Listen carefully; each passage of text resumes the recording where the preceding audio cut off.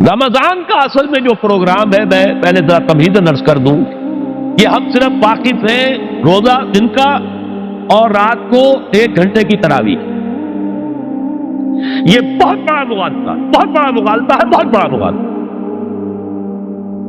روز اصل میں رمضان کا پروگرام کیا ہے؟ دن بھر کا روزہ اور رات کے اکثر حصے کو قرآن کے ساتھ لے کر جاگنا۔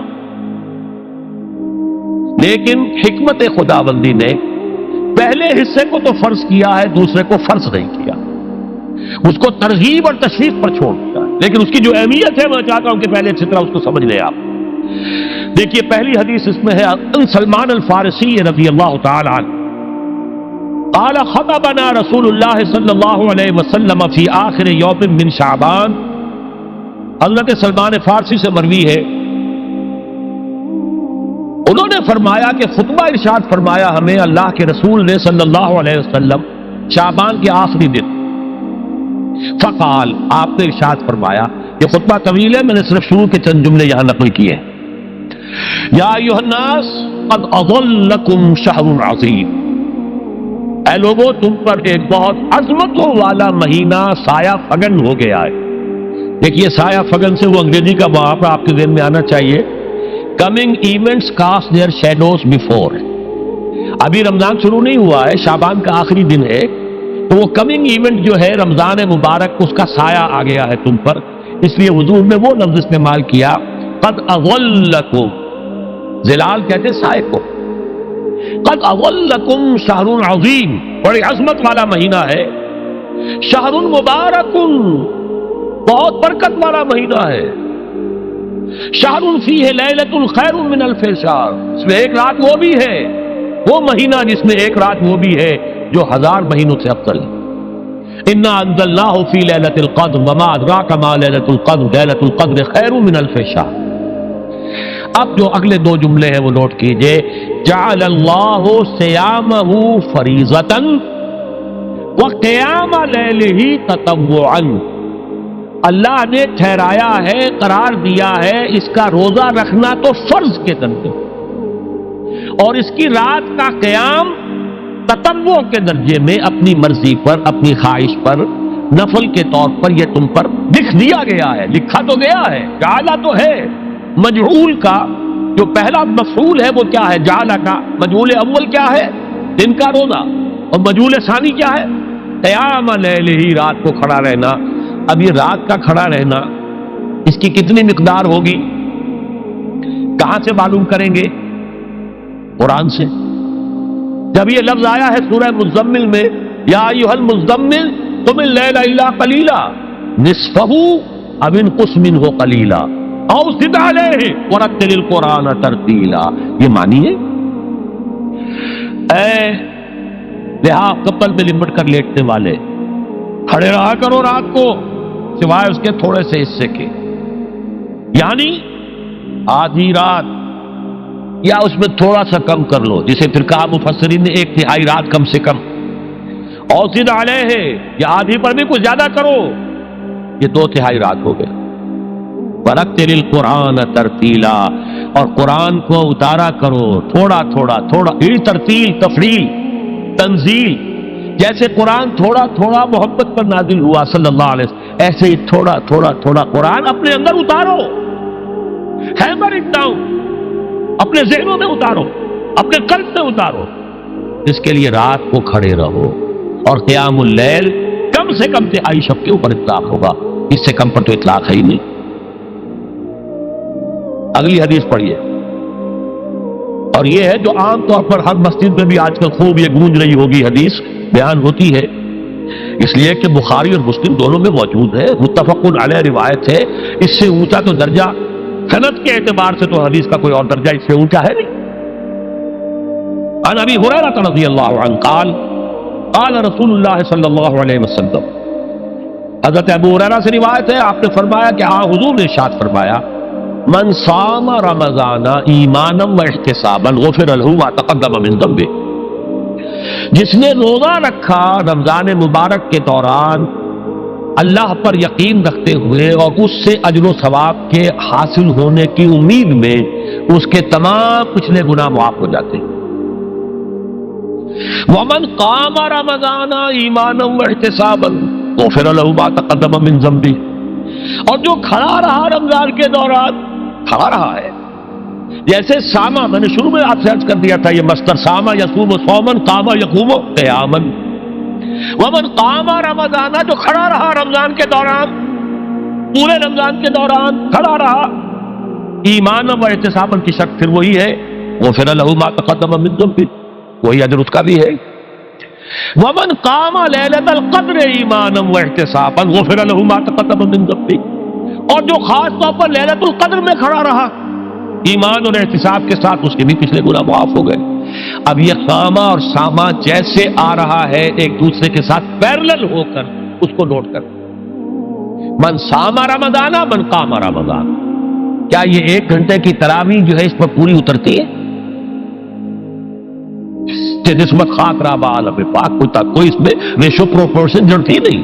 اگلی حدیث بھی پڑھ لیجیے، یہ وہی آگے عبداللہ ابن عمرو بن العاص رضی اللہ تعالی عنہما، جن کے بارے میں نے عرض کیا تھا، بہت ہی زاہد منش، بڑے عابد، ہر روز روزہ اور پوری رات نماز پڑھتے تھے، وہ راوی ہے اس کے۔ عن عبداللہ ابن عمرو رضی اللہ عنہما ان رسول اللہ صلی اللہ علیہ وسلم قال الصیام والقرآن یشفعان للعبد، روزہ اور قرآن دونوں بندے کے حق میں شفاعت کریں گے۔ یقول الصیام، روزہ یہ کہے گا اے رب، اے پروردگار، انی منعتہ الطعام والشہوات بالنہار، میں نے تیرے اس بندے کو روکے رکھا کھانے پینے سے اور شہوت سے دن کے وقت، فشفینی فی، میری وجہ سے روکا رہا، یہ کھانے کو اچھے سے اچھے جو ہے وہ موجود تھے کھانے، اور پینے کے لیے اعلیٰ سے اعلیٰ مشروب تھے، یہ رکا رہا میری وجہ سے کہ روزہ رکھا ہوا تھا، اور جیسا میں نے کہا منکوحہ بیوی موجود تھی لیکن رکا رہا، تھامے رکھا اس نے اپنے آپ کو میری وجہ سے، تو میری شفاعت اس کے حق میں قبول فرما۔ وَيَقُولُ الْقُرْآنُ، اور قرآن یہ کہے گا مَنَعْتُهُ النَّوْمَ بِاللَّيْلِ، میں نے اسے روکا رکھا رات کو سونے سے، فَشَفِّعْنِي فِيهِ، تو پروردگار میری شفاعت اس کے حق میں قبول فرما، فَيُشَفَّعَانِ، تو ان دونوں کی شفاعت قبول کی جائے گی۔ سوال یہ ہے کہ کیا روزہ 1 گھنٹے کا یا 2 گھنٹے کا ہے؟ تو یہ قیام جو ہے یہ 1 گھنٹے کا کیسے ہو گیا؟ تو میں نے پہلے کوشچن مارک آپ کے ذہن میں کھڑا کر دیا، اب جواب سنیے اس کا۔ جواب یہ ہے کہ اس کو اللہ تعالیٰ کی حکمت یہ تھی کہ اسے فرض نہ کیا جائے، اس کو معلوم ہے، عَلِمَ أَنَّ سَيَكُونُ مِنكُمْ مَرْضَىٰ وَآخَرُونَ يَضْرِبُونَ فِي الْأَرْضِ يَبْتَغُونَ مِن فَضْلِ اللَّهِ وَآخَرُونَ، اللہ کے علم میں ہے میرے کچھ بندے ہوں گے بیچارے غریب مستور، دن پر مشقت کریں گے، محنت کریں گے، وہ روزہ ہی رکھ لیں، بہت بڑی بات ہے، بہت بڑی بات۔ رات بھر کا قیام کیسے کریں گے؟ 2/3 رات کیسے کرے جائیں گے؟ آدھی شب کیسے ممکن ہے؟ لہذا فرض نہیں کیا، حضور نے بھی فرض نہیں کیا، نہ اس کو آپ نے لازم کیا، نہ اس کے لیے وہ زوردار جو لوگوں سے کہا کہ ضرور پڑھو، چھوڑ دیا پڑھو، اصل لوگ پڑھتے تھے اپنے طور پر۔ اب یہ کہ کوئی آدھی رات کھڑا ہے، کوئی 1/3 رات ہے، کوئی پوری رات ہے، ہاں پھر اللہ کے بندے۔ لیکن 3 دن حضور نے یہ باجماعت نماز پڑھا دی، لیکن پڑھائی ہے وہ تہجد کے وقت، یعنی لوگ رات کے وقت جو بھی ہے کھڑے ہیں، جاگ رہے ہیں، قرآن پڑھ رہے ہیں، لیکن یہ کہ خاص تہجد کے وقت آپ اپنے حجرے سے برآمد ہوئے تو لوگ جمع ہو گئے، آپ کے گرد جمع ہو گئے۔ آپ نے 3 دن یہ 8 رکعتیں جو تہجد کی حضور کی ہوتی تھی، وہ آپ نے 8 رکعتیں پڑھائیں باجماعت، لیکن وہ وقت تہجد کا تھا، یہ نوٹ کر لی۔ 4تھے دن بھی صحابہ منتظر رہے، جب حضور برآمد ہوں گے تشریف لائیں گے، نہیں آ رہے حضور، تو کچھ کھنگار بھی رہے ہیں، کہیں پتہ نہیں حضور کہیں اونگ نہ آ گئی ہو تو ہماری آوازوں سے جاگ جائیں، پھر بھی نہیں آئے حضور۔ اگلے روز آپ نے فرمایا کہ میں جان بوجھ کر نہیں آیا، میں اگر یہ متواتر تمہیں پڑھاؤں گا تو یہ تم پر فرض ہو جائے گی۔ یہ ہے وہ رافت اور رحمت، بالمومنین رؤوف الرحیم، جو اللہ تعالیٰ کی شان ہے رحمان الرحیم ہونے کی، بالمومنین رؤوف الرحیم، یہ محمد رسول اللہ بھی ہے، تم پر یہ سختی جو ہے یہ تمہارے لیے قابل برداشت نہیں ہوگی، لہذا میں نے یہ 3 دن صرف پڑھائی ہے، اگر مسلسل پڑھاتا تو فرض ہو جاتا۔ یہاں تک تو ہے حکمت نبوی کا معاملہ، اب آیا حکمت صحابی یا حکمت خلیفہ راشد۔ یہی معاملہ رہا حضور کی حیات طیبہ کے دوران، یہی حضرت ابوبکر رضی اللہ تعالیٰ عنہ کی خلافت کے دوران، یہی حضرت عمر کا بھی ابتدائی دور، لیکن دور خلافت عمر فاروق کے دوران یہ واقعہ آیا کہ حضرت عمر داخل ہوئے مسجد میں، دیکھا رات کے وقت ابھی کوئی باجماعت تراویح کا کوئی انتظام نہیں تھا. آپ نے دیکھا کچھ لوگ مسجد کے اس کونے میں کھڑے ہیں, ایک حافظ ہے, سادے تو حافظ نہیں ہوتے تھے نا, تو کوئی حافظ ادھر, انہوں نے 5 6 7 8 آدمیوں نے کسی حافظ سے گزارش کی, وہ انہیں قرآن سنا رہا ہے, وہ کھڑے سن رہے ہیں. کوئی دوسرے کونے میں ایک دم کٹا ہے, کوئی تیسری طرف ہے, کہیں ہے. تولیوں کے اندر لوگ جو ہے وہ قیام اللیل کا حق ادا کر رہے ہیں. آپ نے فرمایا کیا ہی بہتر ہو کہ یہ سب جمع ہو جائیں امام کے پیچھے, اور پھر یہ کہ اسے عشاء کے ساتھ متصل رکھ دے, تاکہ جس کو کہتے ہیں عربی میں ما لا یترک کلہ لا یترک کلہ, اگر کوئی شے کل کی کل حاصل نہیں ہو سکتی تو کوئی شخص بھی مسلمان بالکل محروم نہ رہ جائے, کم سے کم یہ 20 رکعت تراویح تو پڑھے اور قرآن سن لے, تاکہ کسی نہ کسی درجے میں تو اس کا بھی حصہ ہو جائے اس کی برکات میں سے. یہ ہے حکمت حضرت عمر فاروق کے فیصلے کی. اور چونکہ حضور نے فرمایا علیکم بسنتی و سنت الخلفاء الراشدین المہدیین, تم پر لازم ہے کہ میری سنت کو اور میرے خلفاء راشدین کی سنت کو مضبوطی سے پکڑو. یہ وجہ ہے کہ فقہاء اربعہ جو ہیں ہمارے, وہ سب کے سب اس کو واجب کے درجے میں رکھتے ہیں, اس لیے کہ یہ فیصلہ حضرت عمر کا, عمر خلیفہ راشد ہیں رضی اللہ تعالی عنہ. لہذا یہ نظام بن گیا تراویح کا. اب میں اس کی نفی نہیں کر رہا, لیکن جو شخص سمجھتا ہے کہ اس سے اصل حکمت اور غرض و غایت پوری ہو گئی, وہ مغالطے میں مبتلا. یہ تو علی الاقل کم سے کم اس درجے میں کہ ہر مسلمان کم سے کم اس درجے تک تو جو ہے وہ کچھ نہ کچھ حاصل کر ہی لے, اور وہ اس سے محروم نہ ہو بالکل ہی.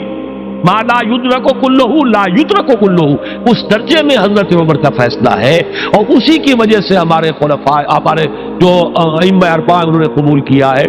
اور یہی اس مسئلے کا حل ہو جائے گا جو اہل حدیث حضرات اس کے اوپر جو ہے چیلنج بھی شائع کرتے ہیں, کوئی ثابت کر دے حضور سے 20 رکعتیں تو ہم اتنے لاکھ.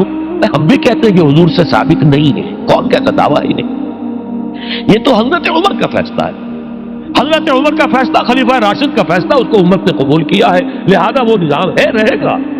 اور یہی جو ہے آپ کو معلوم ہے, حالانکہ یہاں اکثریت جو ہے وہاں پر وہ اہل حدیث حضرات کی ہے سعودی عرب میں, حرمین میں وہی 20 رکعت تراویح ہوتی, اس لیے کہ وہ ان کا جو آفیشل مسلک ہے وہ مسلک حنبلی, حنفی نہیں ہے, وہ حنبلی مسلک میں بھی یہی ہے, شافعی میں بھی یہی ہے, مالکی میں تو 36 تک کی روایتیں موجود ہیں, 36 رکعت. لیکن یہ ہے کہ یہ ہے وہ 20 رکعت تراویح کا معاملہ, اس کی نفی میری بات سے نہ سمجھ لیجیے گا, وہ ٹھیک ہے, حضرت عمر کا فیصلہ ہے.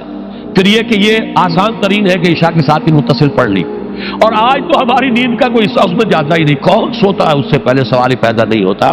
لیکن یہ جو کہہ رہے ہیں کہ قرآن کہے گا میں نے اسے نیند سے روکے رکھا, اس کا حق کہاں ادا ہوا؟ اس کا حق تو ادا ہوگا کہ تہائی ورنہ نصف شب کے لگ بھگ آپ جاگے قرآن کے ساتھ. اب سمجھیے اس کی غرض و غایت کیا ہے. اگر قرآن رمضان کا یہ دوگنا پروگرام سامنے آ گیا, اصلاً جو مطلوب ہے دن بھر کا روزہ اور رات کے اکثر حصے کا کم سے کم نصف شب جو ہے اس میں جاگنا قرآن کے ساتھ. اب اس کی جو حکمت اور غرض و غایت ہے وہ بھی اب آپ 2 درجوں میں سمجھ. رمضان کا اب 2 اچھا پروگرام, دن میں روزہ رکھو, اس روح کو مزمحل کرو, اس روح کو مزمحل کرو گے, اس میں جسم کو مزمحل کرو گے, حیوانی وجود کو, تو ہی اس روح کو کچھ ریلیف ملے گا. بھاری بوجھ کسی کے قدموں میں پڑا ہوا ہے, وہ کیسے اوپر اٹھے گا؟ ذرا اس کے نیچے جو وزن ہے, لنگر بھاری ہے, جہاز کا کیسے چلے گا, لنگر تو اٹھاؤ. تو اس طریقے سے وہ ذرا بوجھ سے اس کو تھوڑا سا ریلیف دو, رات کو کھڑے ہو جاؤ. اب اپنی روح پر نازل کرو اللہ کے کلام. تیرے ضمیر پہ جب تک نہ ہو نزول کتاب, گرا کشا ہے نہ راضی نہ صاحب کشاف. اب یہ فوار پڑ رہی ہے تمہارے اوپر, تمہارے اندر اس کو جذب ہونا چاہیے. اس سے کیا ہوگا؟ روح کو تقویت حاصل ہوگی. اس کو مثال سے پہلے سمجھا دو. کوئی شخص پیاس سے مر رہا تھا, اس درجہ پیاسا تھا کہ اس کے اوپر بے ہوشی بھی طاری ہو گئی ہے.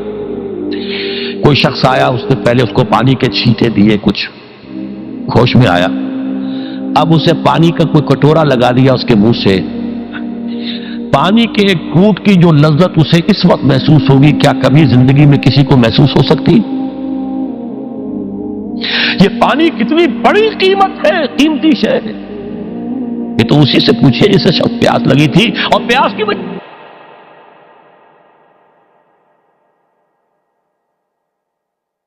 متوجہ ہیں، لہذا ہمیں وہ پیاس محسوس ہی نہیں ہوتی کہ یہ بھی واقعی میرے اندر کوئی پیاس ہے۔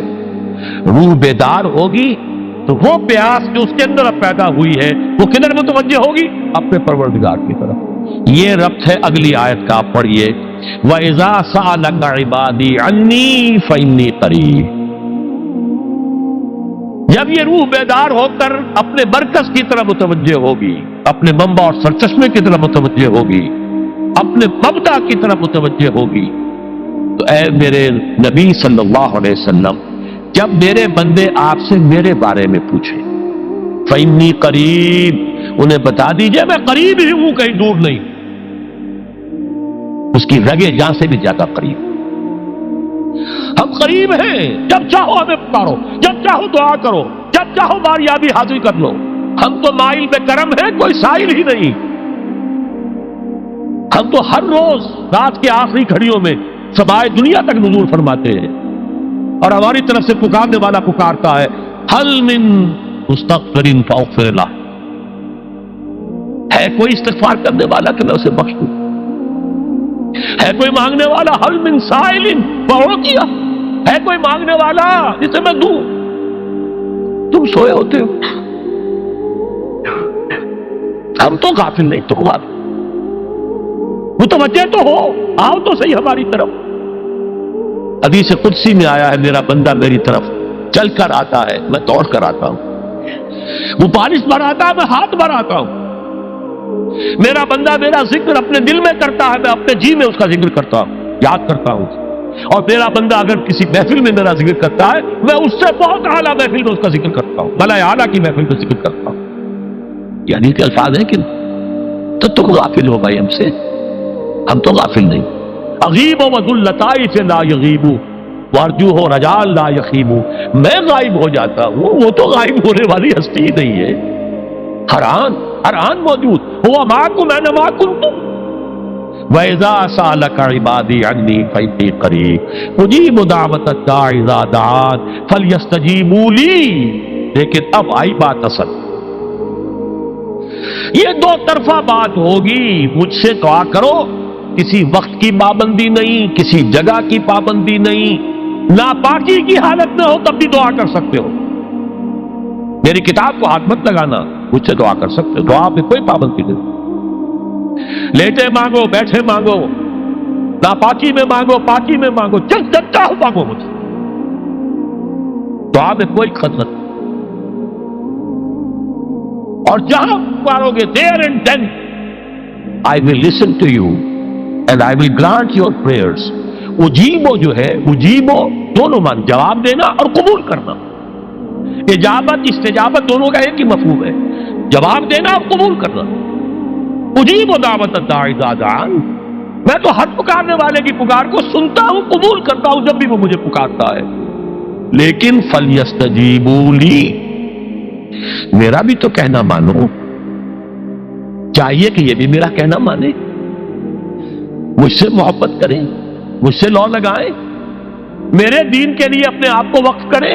ان صلاتی و نسکی و محیای و مماتی للہ رب العالمین، میرے باغیوں کے خلاف بغاوت کرے، میرے دین کا جھنڈا اونچا کرے، یہ سارے احکام ہیں کہ یہ قرآن میں۔ قاتلوہم، جیسا کہ میں نے آپ کو بتایا اگلے ہی رکوع میں قتال کا حکم آ رہا ہے، اب وہ گھوڑوں کو روزہ رکھواتے تھے، بتا دیا یہ روزہ تمہیں کس لیے رکھوایا جا رہا ہے، اگلے ہی رکوع کے اندر حکم ہے قاتلوا فی سبیل اللہ الذین یقاتلونکم وقاتلوہم حتی لا تکون فتنۃ ویکون الدین للہ، اللہ کے لیے دین ہو جائے، پورا کا پورا نظام اللہ کے تابع آ جائے، اس کے لیے پہلے دعوت دو، محنت کرو، جد و جہد کرو، اس دعوت کے نتیجے میں جمعیت فراہم کرو، جب جمعیت اتنی ہو جائے کہ پھر اس باطل نظام کے خلاف بغاوت کر سکو تو کرو بغاوت، اگر باطل نظام کے خلاف بغاوت نہیں کرتے ہو تو پھر ہم سے بغاوت ہے تمہاری، پہلے ذہنی بغاوت ہے، آپ ڈس اون کیجئے ذہنی اعتبار سے، نفسیاتی اعتبار سے، میں اس نظام کو نہیں اون کرتا، ریکنسائل نہ کیجئے اس کے ساتھ، کوئی تعاون نہ کیجئے اس کے ساتھ، کوئی چاچری اور ملازمت نہ کیجئے اس کی، تن من دھن لگائیے اس نظام کو بدلنے کے لیے، چاہے ابھی وہ دعوت کے مرحلے میں ہے، لوگوں کو تیار کیا جا رہا ہے، تربیت دی جا رہی ہے، تزکیہ کیا جا رہا ہے، لیکن ہدف کیا ہے؟ تاکہ اللہ کا دین غالب، فَلْيَسْتَجِيبُوا لِي، میرا بھی تو کہنا سنے اور مانے. میں جہاد کا حکم دیتا ہوں تو جہاد کریں، میں اقامت دین کا حکم دیتا ہوں اقیم الدین تو اس کے لیے کھڑے ہو جائیں، میں قتال کا حکم دوں تو قتال کریں. فَلْيَسْتَجِيبُوا لِي وَلْيُؤْمِنُوا بِي، اور مجھ پر ہی اپنا ایمان پختہ رکھیں، توکل کریں تو مجھ پر کریں، محبت کریں تو مجھ سے، راضی رہے تو میری تقدیر پر راضی رہے. توکل ہو، راضی برضائے رب ہو، اطاعت ہو، جب تک یہ ساری چیزیں اللہ کے لیے نہ ہو جائیں. والذین آمنوا اشد حبا للہ، اصل میں تو مومن وہ ہوتے ہیں جو سب سے بڑھ کر شدید ترین محبت اللہ سے کرتے ہیں. قل ان کان آباؤکم وابناؤکم واخوانکم وازواجکم وعشیرتکم واموال اقترفتموها وتجارۃ تخشون کسادها ومساکن ترضونها احب الیکم من اللہ ورسولہ وجہاد فی سبیلہ فتربصوا حتی یاتی اللہ بامرہ واللہ لا یہدی القوم الفاسقین. اے نبی ان سے کہہ دیجئے اگر تمہیں اپنے باپ، اپنے بیٹے، اپنے بھائی، اپنے اسپاؤسز، بیوی کے لیے شوہر، شوہر کے لیے بیوی، اور رشتے دار، اور تمہارے وہ مال جو تم نے بڑی محنت سے جمع کیے ہیں، تمہارے وہ کاروبار جن کا تمہیں اندیشہ ہوتا ہے کہ کساد بازاری نہ ہو جائے، کہیں پر جو ہے ریسیشن نہ آ جائے، اور تمہارے وہ مکان اور محلات جو تم نے بنائے ہیں، اگر یہ 8 چیزیں محبوب تر ہیں اللہ سے اور اس کے رسول سے اور اس کی راہ میں جنگ کرنے سے، جہاد سے، تو جاؤ دفع ہو جاؤ، بیٹھو وہاں یہاں تک کہ ہم اپنا فیصلہ سنا دیں. اور اللہ ایسے فاسقوں کو، ایسے ناہنجاروں کو ہدایت نہیں دیتا. یہ ہے قرآن آیت نمبر 24 سورہ توبہ. فَلْيَسْتَجِيبُوا لِي وَلْيُؤْمِنُوا بِي لَعَلَّهُمْ يَرْشُدُونَ. اب وہ لفظ آ گیا رشد. دیکھیے پہلے آیا تھا لَعَلَّكُمْ تَتَّقُونَ، روزہ، مجرد روزہ تقوی پیدا کر دے گا، ضبط نفس، اور ضبط نفس بھی وہ جو حکم خداوندی کا تابع ہے. یہ روزے کی ریاضت ہے، روزے کی ریاضت کا حاصل. رمضان کے روزے کے ساتھ قیام اللیل کا دو گنا پروگرام، دن میں روزہ، رات کا قیام قرآن کے ساتھ. اس کا پہلا نتیجہ کیا ہے؟ لعلکم تشکرون، تاکہ قرآن کی عظمت منکشف ہو جائے، قرآن کی قدر و قیمت سے تم آگاہ ہو جاؤ، تمہیں معلوم ہو جائے کتنی بڑی دولت ہے جو اللہ نے دی ہے. اور آخری بات یہ، جب تمہاری روح بیدار ہو جائے گی، اپنے مالک کے ساتھ ہم کلام ہوگی. اسی کا نام دعا ہے. دعا ہے جس کے بارے میں حضور نے فرمایا الدعاء اخو العبادہ، یہ عبادت کا جوہر ہے. الدعاء هو العبادہ، دعا ہی تو اصل عبادت ہے. یہ دعا ہی تو ہمیں میسر نہیں ہے. 17 رکعتیں پڑھنی ہیں ہم نے عشاء کی، لیکن اللہ کے ساتھ کوئی لوح نہیں لگی، ادھر کی ادھر کی سوچیں آ رہی ہیں. 17 رکعتیں پڑھی ہوں یا 7 پڑھی ہوں، 10 پڑھی ہوں، آپ کو اجر ملے گا، لیکن آپ کو دعا نصیب نہیں ہوئی. دعا کب ہوتی ہے؟ بقول اقبال، یہ جو میرے اندر ہے فائنائٹ ایگو، انائے صغیر، انا میں، یہ چھوٹی سی انا ہے.